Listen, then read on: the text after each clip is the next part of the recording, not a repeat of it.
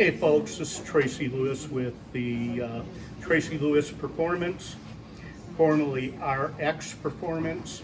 Today we're going to be installing a unique catch can system, actually a true air oil separating vacuum-based evacuation system. It's patented, it's unlike anything else on the market, and it provides full-time vacuum on the crankcase no matter what mode of operation, naturally aspirated or forced induction. This is a Gen 5 SS L99, and enjoy the show.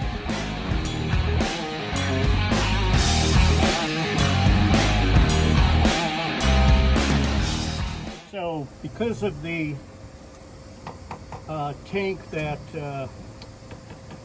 is taking the place of the normal spot we mount this, the alternative is off the shock tower here, 6mm stud. What we're going to do is we bolt that on. The medium L bracket is what it's referred to as. And we're going to set the main separator down in.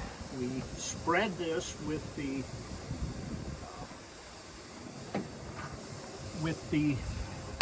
flat blade screwdriver, sliding it in the gap and turning it. And then we're going to position this so it won't hit the hood, and it will allow us to access all of the hose connections here. The bolt on the clamp is going to be 11mm. We'll just tighten this up so it clamps and holds it steady. All right.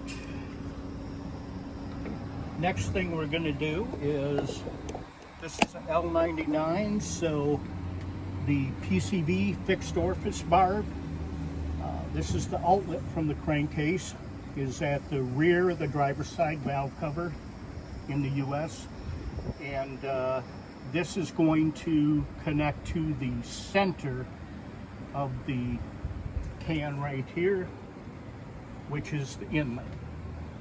So we will tighten all these up as last to make sure there's no leaks. We're just going to cut a piece of the hose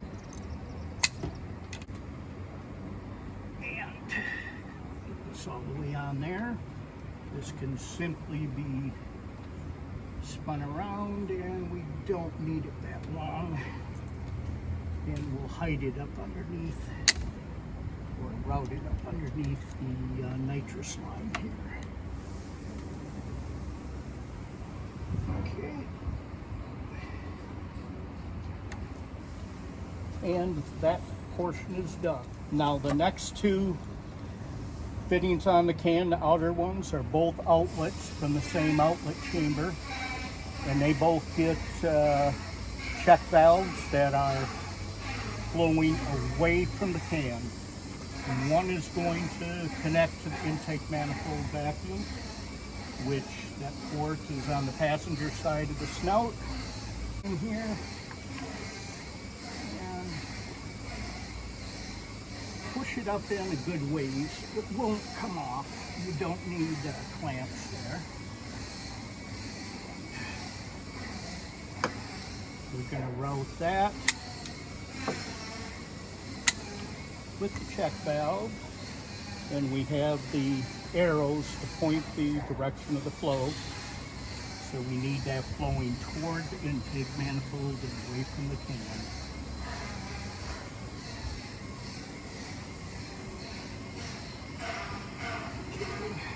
I should add that the normal location for the bracket is right here off of the water pump or the thermostat housing, and that would place it right in here.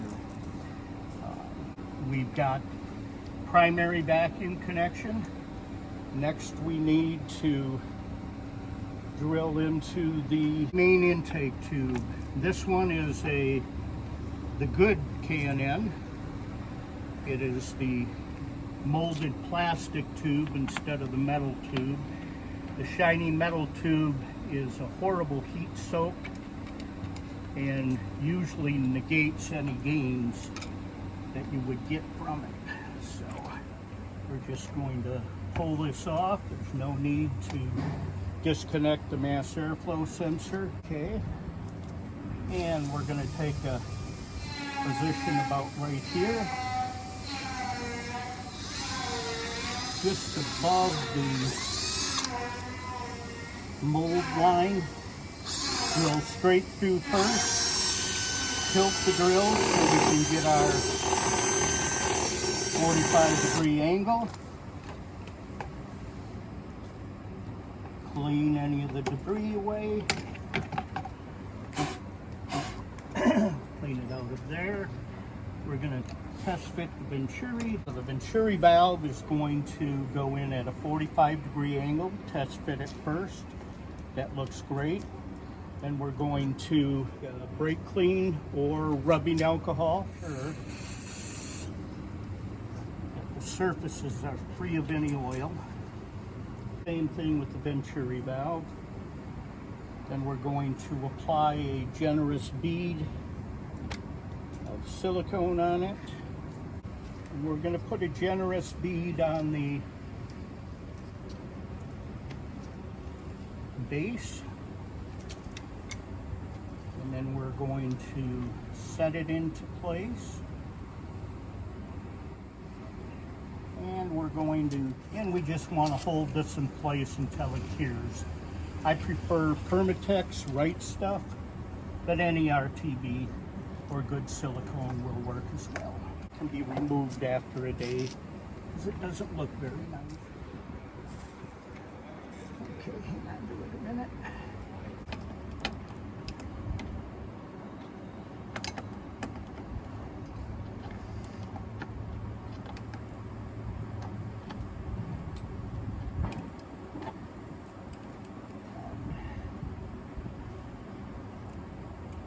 And the vacuum cap, please.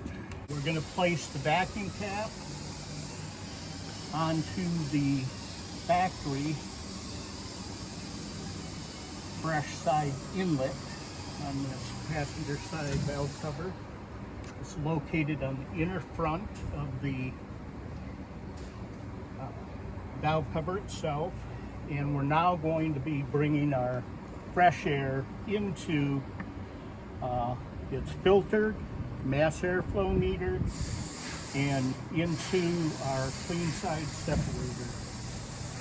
It is going to add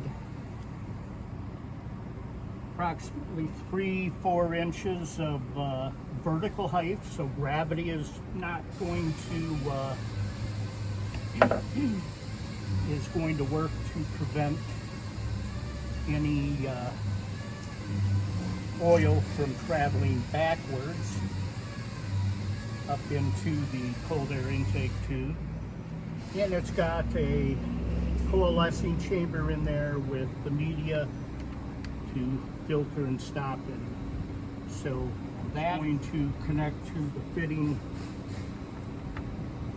that we're screwing in here to the K&N. Oh, this is 3/8. We'll include both 3/8 and 1/2 inch 90s because some of the stock cold air intake will take the 1/2 inch. That's in place. Clamp that down.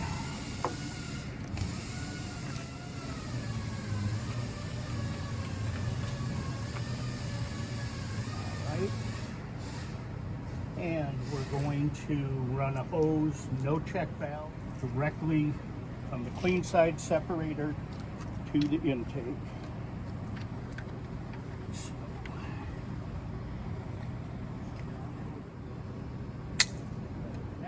Okay, so we've completed that.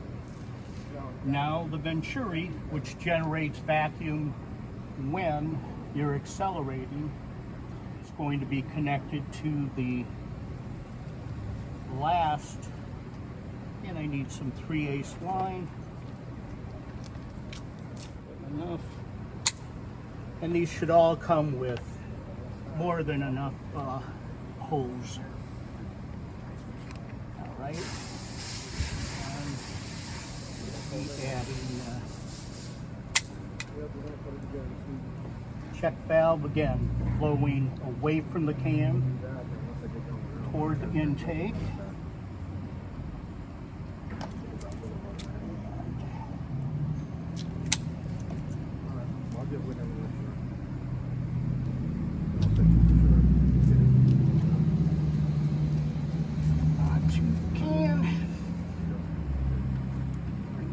It up, and we've got a nice finished look here.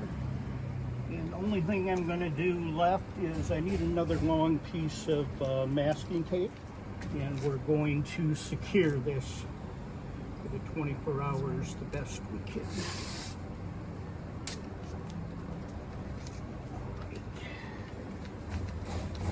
So you're not breaking the system, you're not venting to the atmosphere and bringing in unmetered air like so many do.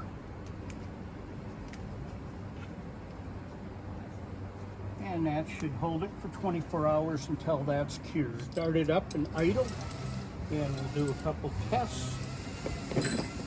And that's the completion. That's simple. Full-time evacuation. It emulates the vacuum pump system. When the intake manifold vacuum is gone,